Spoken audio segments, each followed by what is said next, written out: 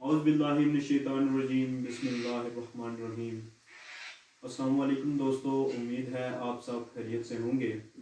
آج میں آپ کو ایسی 5 باتیں بتانے والا ہوں کہ اگر آپ ان پر عمل کریں گے تو آپ انشاءاللہ ان باتوں کے آپ کو نتائج ضرور ملیں گے۔ میں یہ نہیں کہتا کہ آپ ان باتوں کو اپنا کر کامیاب ہو جائیں گے، بلکہ کامیابی ایسی چیز نہیں ہے کہ آپ کو فوراً سے مل جائے، بلکہ آہستہ آہستہ آپ کو کامیابی حاصل ہوتی ہے۔ تو 5 باتیں میں آپ کو ایسی بتانے والا ہوں، انشاءاللہ آپ کو ان کے فوائد ضرور دکھائی دیں گے۔ پہلی بات یہ ہے کہ وقت کی پابندی کرو۔ وقت کی پابندی بہت ضروری ہے، چاہے آپ کسی بھی فیلڈ میں ہوں۔ آپ اگر وقت کی پابندی نہیں کرتے تو آپ کامیاب نہیں ہو سکتے۔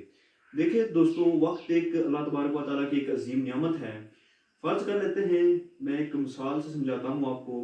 آپ کے گھر ایک مہمان آتا ہے اور وہ ایک تحفہ لے کر آتا ہے، فرض کریں وہ کیک لے کر آتا ہے، اور آپ اس مہمان کے سامنے پنجابی میں جسے کہتے ہیں کہ ٹھڈا مارنا شروع ہو جاتے ہیں، تو مہمان پر کیا گزرے گی؟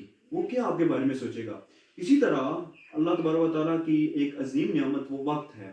اگر ہم اس وقت کو بیکاری میں گزاریں گے، اس کا صحیح استعمال نہیں کریں گے، تو ہمیں کوئی نتیجہ حاصل نہیں ہوگا۔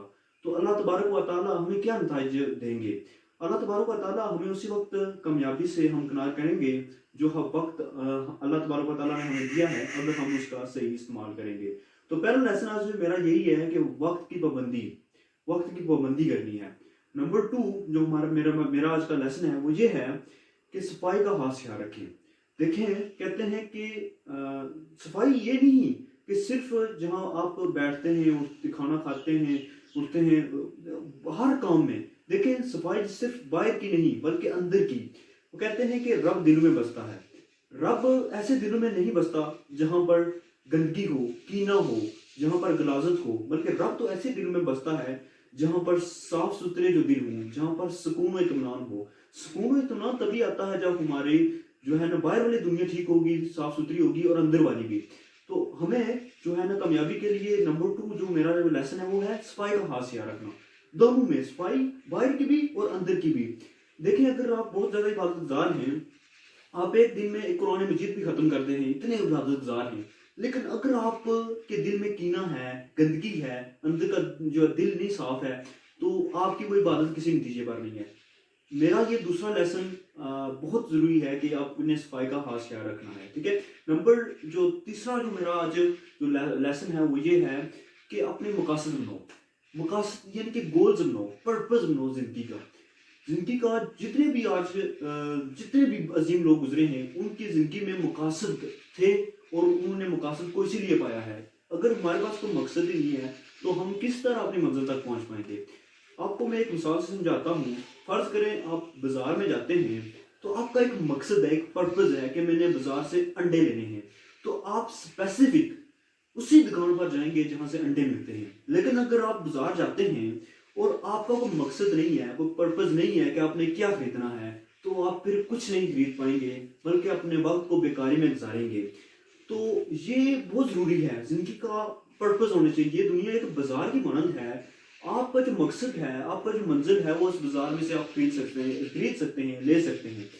تو یہ تیسرا لیسن میرا یہ ہے کہ گول بناؤ، چاہے جس مرضی فیلڈ میں ہو۔